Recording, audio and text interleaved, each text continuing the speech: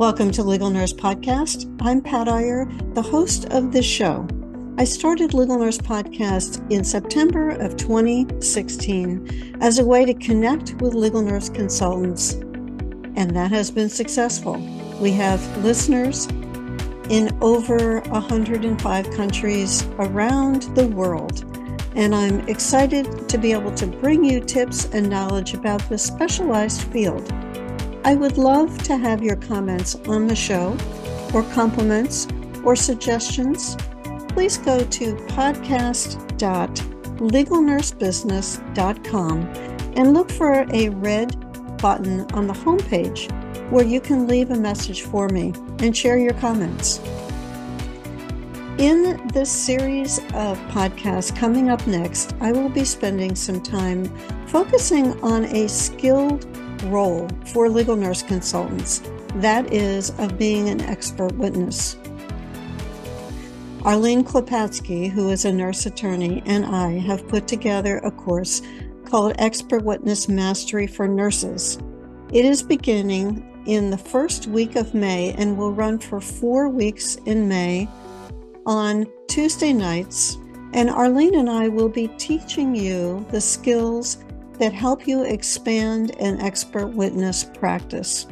We're going to be giving you 4 live sessions that will include opportunities for interaction and to gain a deeper understanding of how to be a successful expert witness. This course is based in part on a book that I released this spring 2024 called How to Be a Successful Nursing Expert Witness, 2nd edition. Be sure to go to the link below this video, which is lnc.tips/expert witness course. You will receive the tips that you need to feel comfortable in this role and expand your caseload.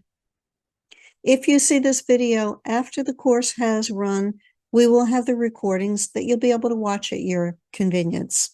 Now let's get on to the show. Hi, I am Pat Iyer, and this is Legal Nurse Podcast. Today I'm going to share with you in a solo episode some tips about how you as an expert witness can get more cases. This is a question that I am often asked by people who find that they enjoy doing this work and they want more of it. First of all, look for opportunities to give presentations to professional nursing associations, to groups of legal nurse consultants, and to groups of attorneys. Each of them have a different purpose. The first, to establish your credibility when you are on the agenda for a nursing association or professional organization group. For other legal nurse consultants, it spreads your knowledge and it gives you an opportunity for people to get to know you. And when you teach for attorneys, you are presenting your information and your authority in building your credibility. The second technique is to be active on social media. More business is obtained in LinkedIn than in Facebook. Post useful information on social media, not self-promotional. Hire me. I can help you. I'm a legal nurse consultant. Attorneys want useful information that they can use in helping them evaluate their cases. Give them a bit of a blog that you have written and take them back to your website to read the rest and to connect with you. And that's the third technique, is to have a website that gives people more than just the 4 standard pages of your homepage, your services page, your please stay in touch with me, and about me. A blog gives you an opportunity to showcase your knowledge so that you can share what you know and attract attorneys to you. Always be aware when you write blogs that anything that you write can and will be scrutinized by opposing counsel. Be careful not to box yourself into a corner by taking firm, non-negotiated positions unless they are warranted. If you do defense work and you have a blog that comes out as very heavily pro-plaintiff with strong language, you might be asked when you're on a defense case if you still believe that. Keep that in mind when you are writing blogs as to how you are framing information and opinions. Information is far safer. Like, what are the risk factors for falls might be a good blog to write if you're working in a med-surg environment, if you are a med-surg expert or a critical care or ER expert, or falls can occur in many settings. But if you say it is always a deviation of care when the nurse does ... that's the kind of statement to look at carefully to understand that it might come back in the future and you might be asked about it. When you are building your website, give the attorney visitor an opportunity to hand you his or her email address and name so that you can stay in touch with that person. Provide some type of a special report, something that will encourage that person to download something, and then you can stay in touch by sending periodic emails to the person who has signed up for your list. Ask your colleagues for referrals. That's another technique that can be quite useful. When you ask for referrals, you can ask your current clients. Remind them of the great job that you did helping them with the case. Ask them who are one or two people they know who would be a candidate to work with you and enjoy your expertise and your services. Ask that person to make an active introduction by picking up the phone or sending an email. Then make the contact to that candidate, to that prospect. Loop back to the person after you've done that and give them an update on what happened with that referral. Another technique for getting more cases as an expert witness, this is number 6, is do a great job on the cases that you perform services on. Make sure that the attorney is satisfied with a report that you wrote or you're testifying. Ask for feedback.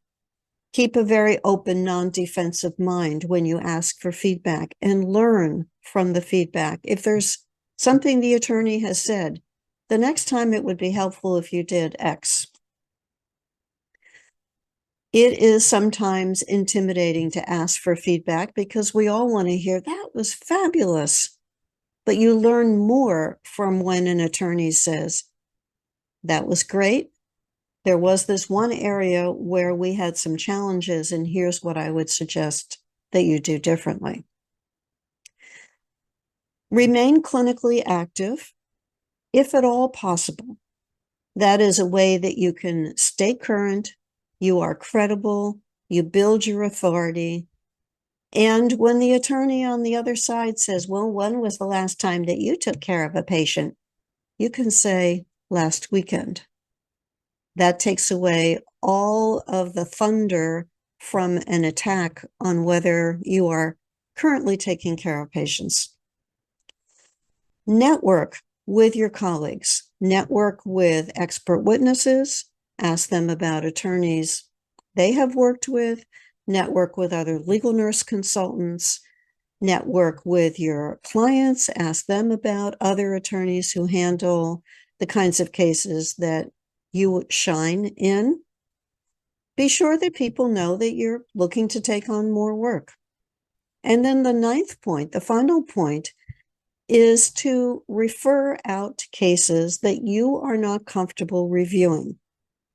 You are not an expert in everything, nor should you want to be or try to be. If you take a case on and you're on shaky ground, you're not really an expert, but it's so tempting. Don't do it. You will find that that shaky ground will move under you and make it harder for you as an expert to be able to be firm in opinions and to be credible and to demonstrate your authority. Pass that case onto a colleague who is better prepared to address that. Your client will thank you, the other expert will thank you, and just maybe a case may come back to you from them. Coming up next, you'll have an opportunity to get a taste of some of the complexities associated with credentialing, recredentialing, and privileging in the healthcare system as a means to attempt to control the quality of care that's being delivered by looking at the qualifications of the practitioners who want to get on staff or stay on staff. I have with me Vipul Kela, who is an emergency department physician, expert witness, and somebody who is deeply knowledgeable about the credentialing process. What were some of the things that we covered in your podcast? Credentialing is a highly complex process. There's multiple areas, multiple layers that the average practitioner does not know that hospitals and credentialing bodies need to look at when granting credentials. What we're seeing now with during COVID and beyond is that the process has become even more complex because you're looking at providers getting credentialed in multiple facilities. They may have licensure in multiple states, and there may even be new specialties that are forming. So if you look at it from a credentialer standpoint, the amount of data that they have to now deal with has become growing exponentially. That makes their job even harder. What's called for in the market now are new solutions in digital health, AI, blockchain that could potentially address this problem. They could add a lot of efficiency, decrease the administrative burden, add a lot of security, and lower costs for the credentialers. So that's an area of a lot of innovation, and I think an area that will see a huge improvement in some of these technologies for hospitals and credentialers in the future. So some of the things that we touched on, including the credentialing and the recredentialing, was also the role of the National Practitioner Data Bank, a unique institution that was formed to try to prevent physicians in particular from picking up stakes and moving out of the area and leaving nobody in the future any understanding about what they had gone through. And you brought up some fascinating things about the use of AI and how that can be part of the credentialing process and some of the challenges of being objective when a colleague, a good friend, wants to be recredentialed and yet has a series of problems or poor outcomes in their background. But there's a lot of pressure on the hospital to keep them on staff. So be sure to come back to Legal Nurse Podcast and hear Dr. Kela's take on this as he talks about the credentialing process in healthcare. We'll see you then. Thank you for watching this episode of Legal Nurse Podcast. Be sure to go to the link below this video, which is lnc.tips/expert witness course. You'll get the information that you need to sign up for our live expert witness course taking place during the month of May 2024, every week for 4 weeks in the evening in Eastern Time to get the skills, the knowledge, the support that you need to expand your practice as a nursing expert witness. I would love to see you in the course.